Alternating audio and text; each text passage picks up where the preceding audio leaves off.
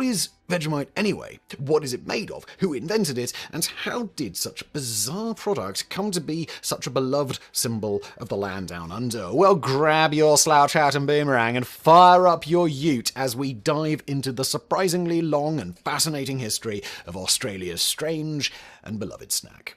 While Vegemite, as we know it today, first appeared on Australian store shelves in 1923, to understand its origins we must first travel 80 years into the past and 15,000 kilometers away to mid-19th century Germany. Our story begins in 1847 with the legendary German chemist Justus Freiherr von Liebig, perhaps best remembered today for his contributions to organic chemistry and for inventing the von Liebig condenser, a distillation apparatus still found in chemistry laboratories around the world.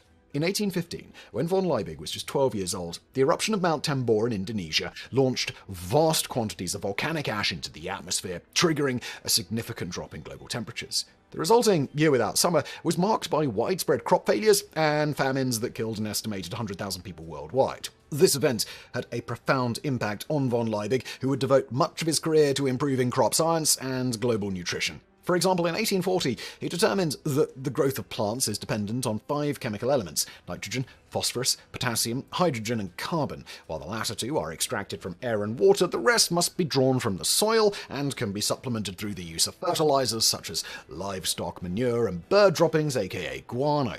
This monumental discovery would later lead to the development of chemical fertilizers, which significantly boosted crop yields and allowed billions more people around the world to be fed. In 1947, von Liebig developed a process for producing cheap, nutritious meat extract that he dubbed extractum carnis Liebig. This process involved trimming unwanted fat from choicer cuts of meat, grinding it, mixing it with water, and then boiling down this mixture to produce a thick paste. Von Liebig hoped his extract would help supplement the diet of those too poor to afford regular meat, but unfortunately, the limited supply of cattle and other livestock in Europe made this plan uneconomical.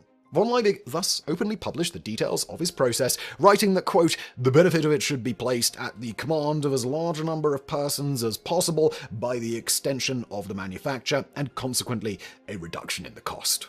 But it would be another decade and a half before the great chemist's dream finally became a reality.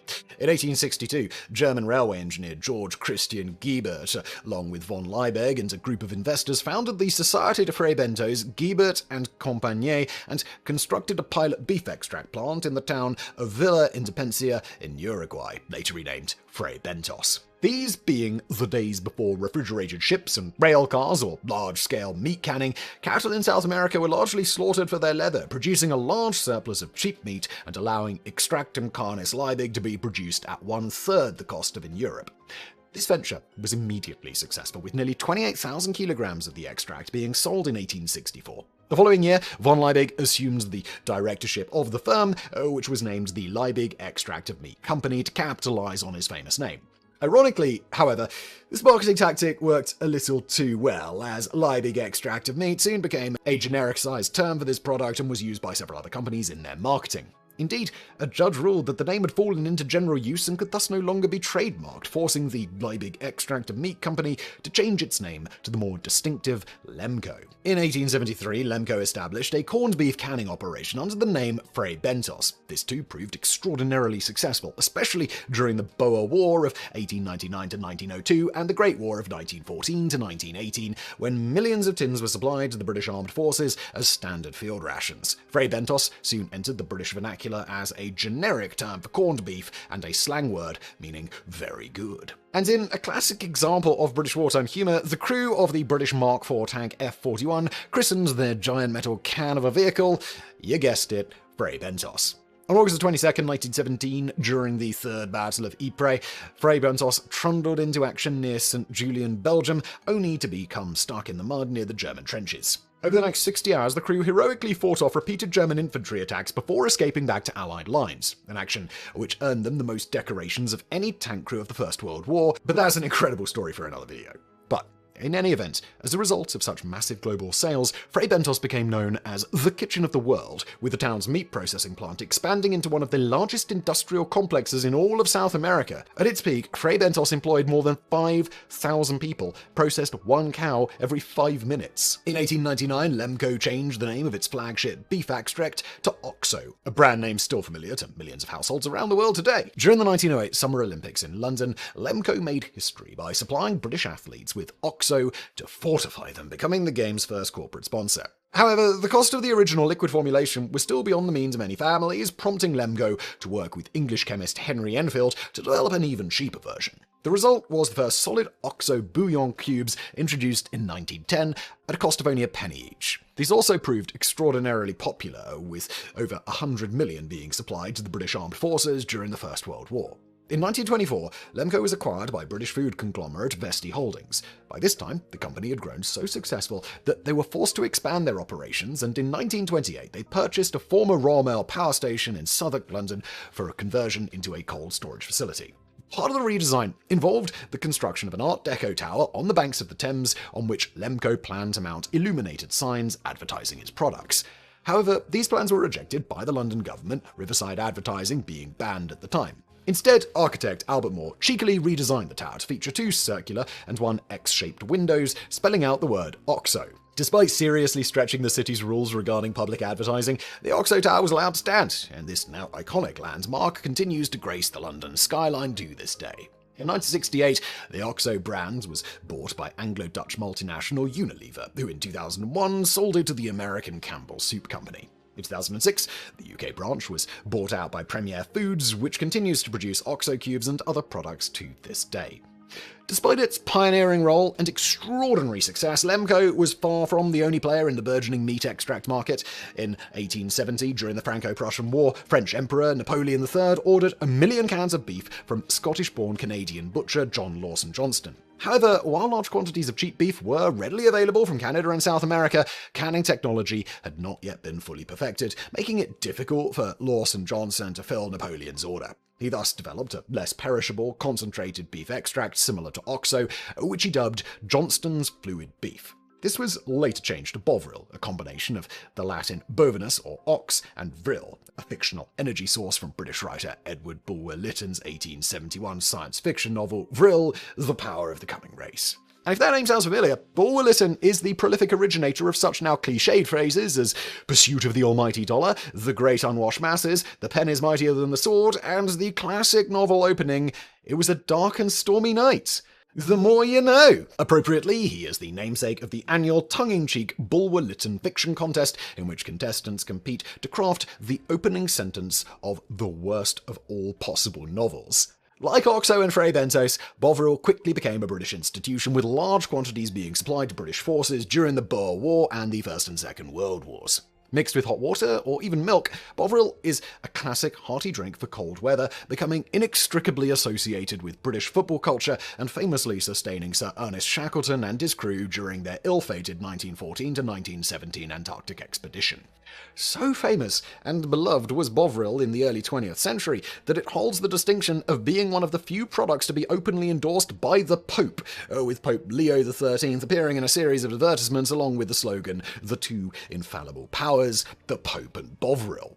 In 2001, Bovril was bought out by Unilever, who in 2004 made the controversial decision to remove the beef ingredients from the formula to make the beloved brand vegetarian. Several reasons were cited for this move, including the rise in popularity of vegetarianism and the recent mad cow disease scare, which had led to an export ban on British beef. The company also wanted to expand sales to nations like Malaysia, which has strict regulations on the import of non-halal beef products. However, following public outrage and the lifting of export bans, in 2006 Unilever reversed its decision and reintroduced the original beef-based Bovril to the market. And, well, there was much rejoicing. Yet despite their beloved status in British culture, the purported nutritional benefits of OXO, Bovril, and other similar meat extracts turned out to be highly overblown. Indeed, studies conducted in the 1860s revealed that dogs fed nothing but Liebig extract of meat quickly died. As science historian Mark Finlay later wrote, the assumption that Liebig's extract of meat was extremely nutritious came under heavy attack. Dozens of articles and analyses were published on the issue. In fact, most studies proved that Liebig's meat extract contained virtually no trace of fats, gelatins, and proteins. In brief, it lacked the very basis of meat's nutrition value. Most experts soon agreed that meat extract must be placed exceedingly low in the scale of direct or absolute nutrients. End quote. As a result, companies like Lemco and Lawson Johnston were forced to change their marketing, rebranding their products as comfort items, athletic stimulants, or easily digestible food for invalids. Indeed, by the late 1860s, St Thomas's Hospital in London reportedly consumed 12,000 pots of Liebig extract every year. Thankfully, however, Justus von Liebig was on hand once again with an innovative solution. In the 1890s, the great chemist discovered how to make a savoury and nutritious extract from an industrial byproduct far cheaper than meat, leftover brewer's yeast, aka lees. This process involved heating the yeast until the cells died and ruptured, whereupon the cell's own enzymes broke down their proteins into similar peptides and amino acids, a process known as autolysis. The resulting slurry was then centrifuged, filtered, and air-dried to form either a thick paste or dry powder, similar in consistency and flavour to OXO or Bovril. The extract's distinctive savoury or umami taste derived largely from the presence of various glutamates, including monosodium glutamate, that's MSG. The first firm to exploit this discovery was the Marmite Food Extract Company, founded in 1902 in Burton-upon-Trent, Staffordshire. For its factory, the company rented a disused malt house for £100 a year, using as its raw material used yeast supplies by the nearby Bass Brewery. The name Marmite, while pronounced in English as Marmite, was derived from the French marmite, meaning cauldron or stock pot, the image of which prominently features on the Marmite label and which inspired the distinctive shape of the Marmite jar. For its first few years of operation, the Marmite Food Extract Company struggled to get off the ground. British yeast varieties and fermentation methods, it was discovered, were less well suited to the von Liebig process than their European counterparts, requiring new varieties and equipment to be imported from the continent at great expense.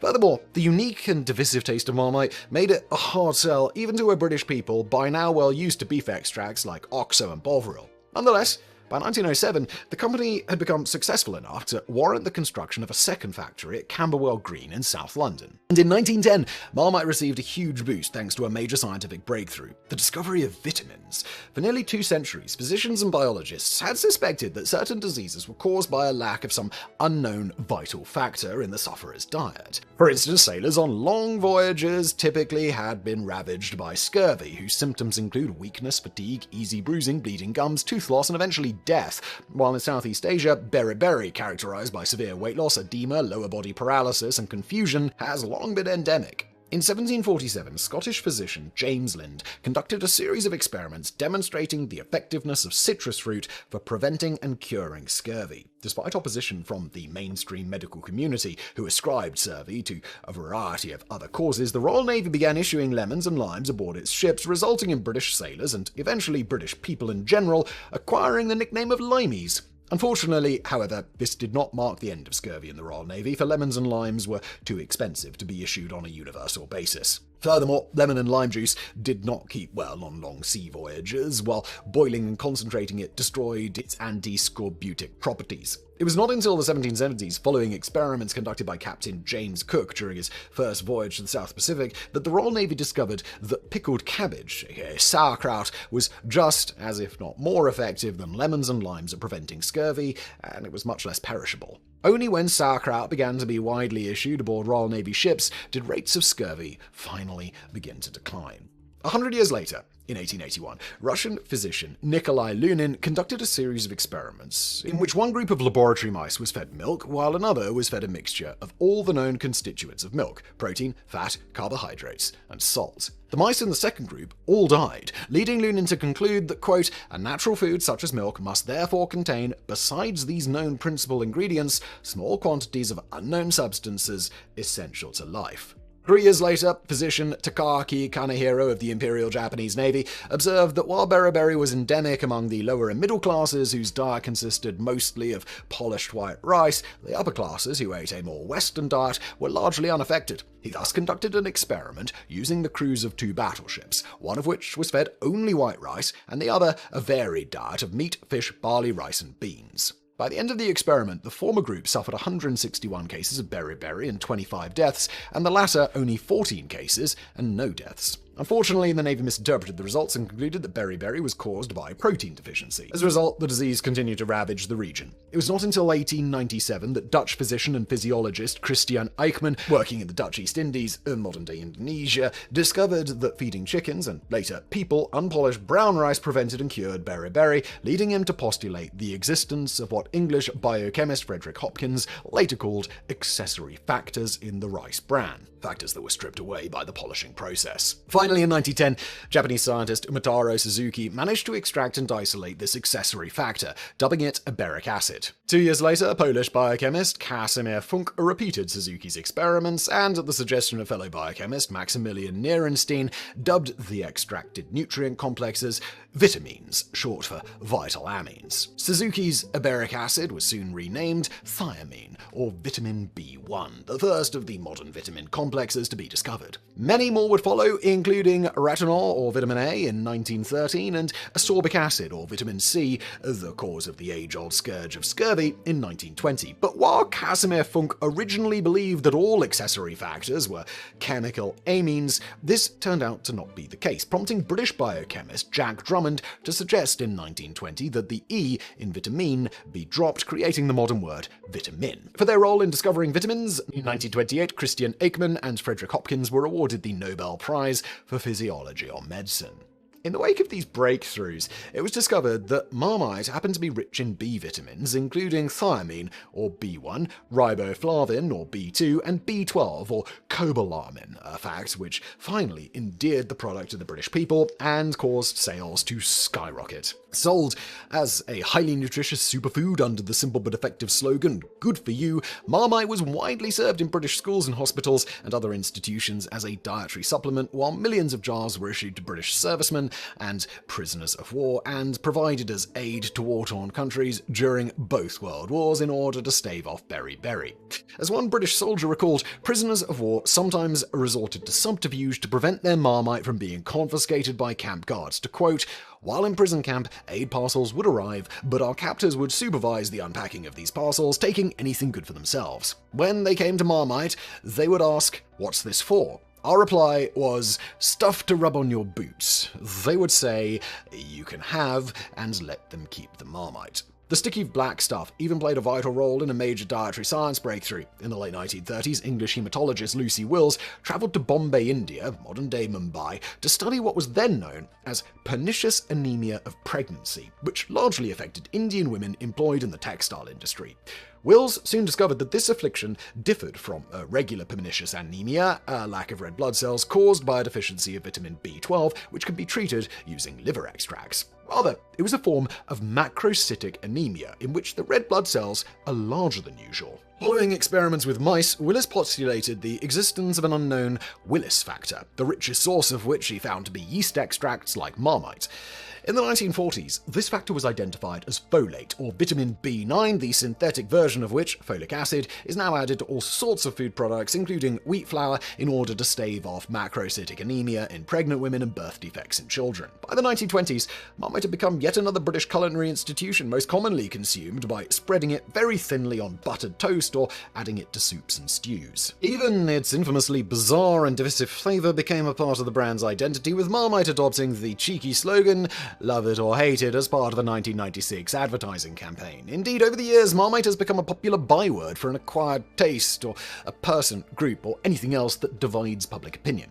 Yet this divisiveness did not stop Marmite from becoming popular across the British Commonwealth, or from inspiring similar products including Synovus in Switzerland, Cenevite in Brazil, Condibe in Argentina, Varndox in France, Guinness yeast extract in Ireland, vitamin R in Germany, and, of course, Vegemite in Australia. And yes, after nearly 3,500 words, we finally got into the main topic of this video. We're sorry, but thank you for still being here. What can we say? Love it or hate it, history's complicated. Vegemite was created in the early 1920s by Fred Walker and Company, a food canning and import-export firm based in Melbourne. Founded in 1908 by the eponymous Fred Walker, in 1910 the company began canning meats, butter and cheese for export to Asia, South Africa and the UK, while in 1918 they introduced Bonox, a beef extract similar to Oxo and Bovril. In 1919, however, disruption of global trade caused by the First World War led to a severe slump in food imports and exports and shortages of various products, including Marmite. This prompted company founder and chairman Fred Walker to task chemist Cyril Callister with developing an indigenous alternative. Callister sourced leftover yeast from a nearby brewery, Carlton and United, and processed it using Justus von Liebig's autolysis method and blended the resulting product with salt, celery and onion extracts and caramel colouring to produce a sticky dark brown paste similar to Marmite, but with its own distinct flavour profile. Walker & Co. ran a contest to name the new spread, offering a prize of $50 Australian, the equivalent of about $4,500 today. In the end, the name Vegemite was selected by Walker's daughter, Sheila. Vegemite first hit Australian store shelves in 1923, with Walker & Co.'s advertising emphasising the product's healthful virtues, especially for growing children. However, the product failed to take off at first, especially as the resumption of global trade brought increased competition from the already well-established Marmite brand. In desperation, in 1928, the company changed the name of the product from Vegemite to Parwill, solely so they could use the atrociously punny advertising slogan, Marmite but Parwill. Shockingly, this brilliant wordplay failed to sway consumers, and in 1935 the extract's name was switched back to Vegemite. With sales still lagging far behind those of Marmite, the story of Vegemite might have ended there, were it not for a wise business decision made nearly a decade before. In 1926, Fred Walker partnered with Kraft Foods Inc. to form the Kraft Walker Cheese Company, an Australian subsidiary focused on manufacturing and exporting processed cheese.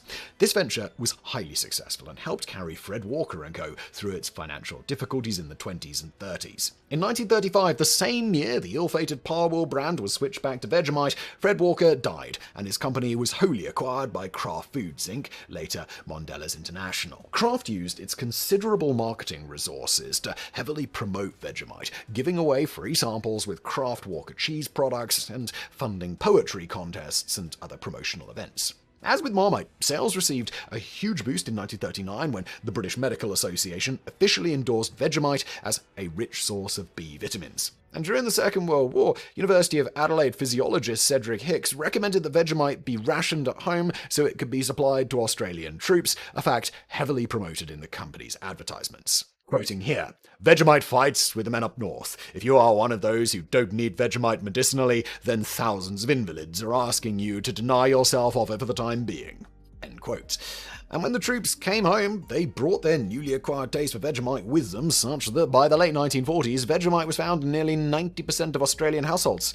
Throughout the post-war period, Kraft Walker's advertising continued to focus on Vegemite's health benefits for children, with a beloved advertising campaign created by J. Walter Thompson Advertising, featuring healthy, happy children singing a now classic jingle. We're happy little Vegemites, as bright can be. We all enjoy our Vegemite for breakfast, lunch and tea. Our mummies say we're growing stronger every single week because we love our Vegemite. We all adore our Vegemite. It puts a rose in every cheek. This jingle was first broadcast on the radio in 1954 and adapted for television in 1956.